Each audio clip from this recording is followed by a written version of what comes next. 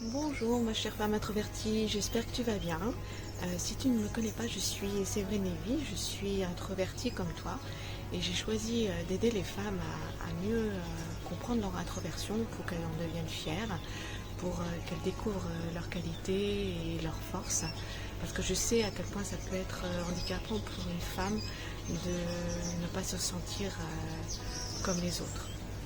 Donc si par la suite toi tu souhaites que ensemble t'aide à devenir une femme bien dans sa peau, une femme fière de son introversion, une femme tout simplement épanouie, et bien sache que je suis là pour toi.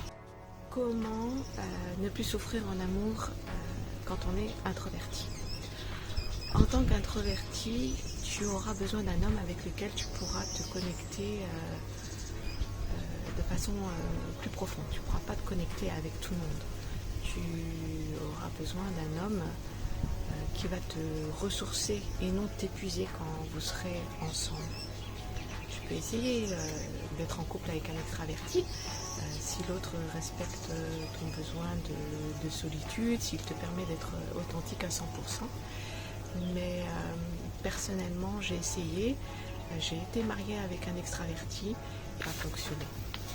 Selon moi, la différence de tempérament est source de stress et de problèmes de communication dans le couple.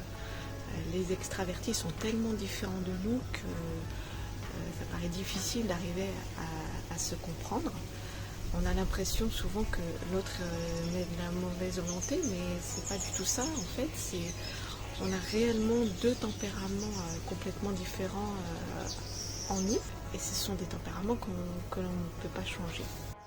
Avec un peu de chance, un couple extraverti-introverti peut fonctionner si chacun aide l'autre à mettre le curseur au centre. Mais sincèrement, je pense que c'est beaucoup de souffrance pour en arriver là.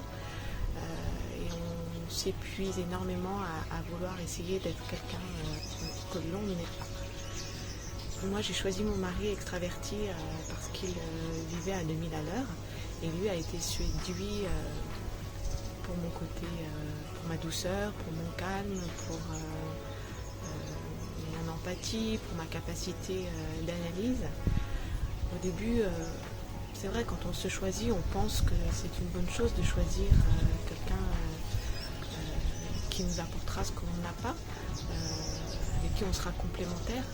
Mais avec le temps, on s'aperçoit qu'on a eu tort de penser comme ça. Souvent, l'extraverti s'ennuie avec l'introverti qui refuse à chaque fois ses propositions de sortie et puis qui alimente rarement la conversation. Et l'introvertie, quant à elle, se lasse vite du mode de fonctionnement, du mode de vie de son compagnon, à toujours vouloir sortir plutôt que de rester seuls tous les deux tranquillement. Alors c'est vrai qu'au début, l'introverti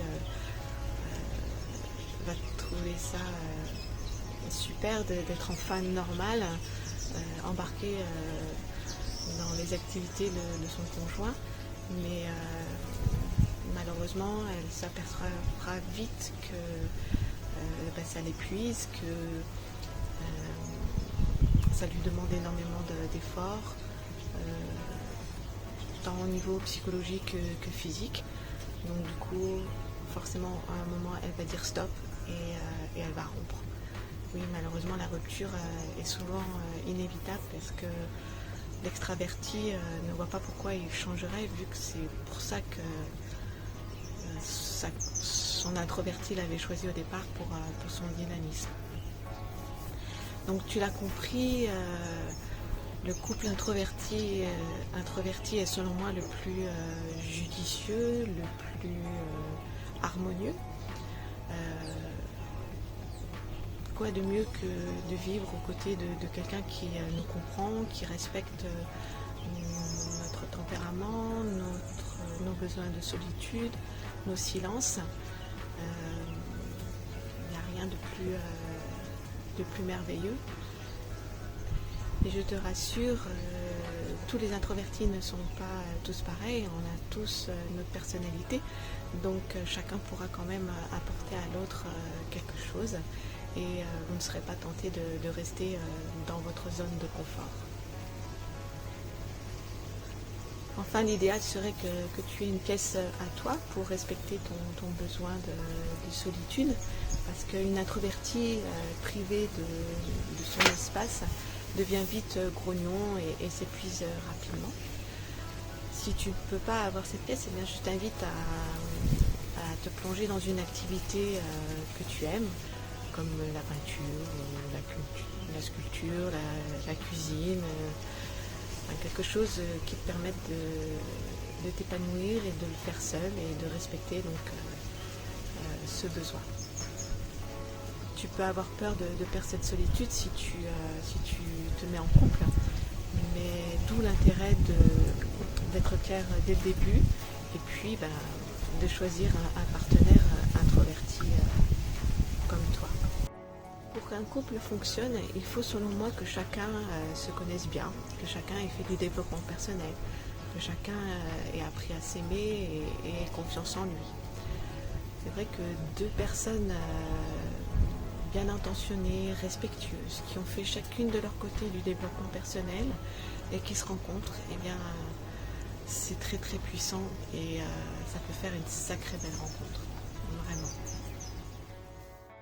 Voilà, tu as désormais une piste pour ne plus souffrir en amour. Alors, les relations amoureuses sont un vaste sujet, j'ai bien sûr pas pu tout évoquer dans cette vidéo. Ça fera l'objet de d'autres sujets. Si tu souhaites en savoir plus sur mon travail, si tu as tous les liens sous cette vidéo. Si tu me regardes sur Instagram et que tu veux télécharger ton e-book de bienvenue, eh bien contacte-moi par message privé et je t'enverrai le lien avec plaisir.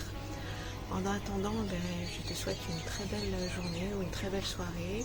Prends soin de toi. Je te dis à très vite et au revoir.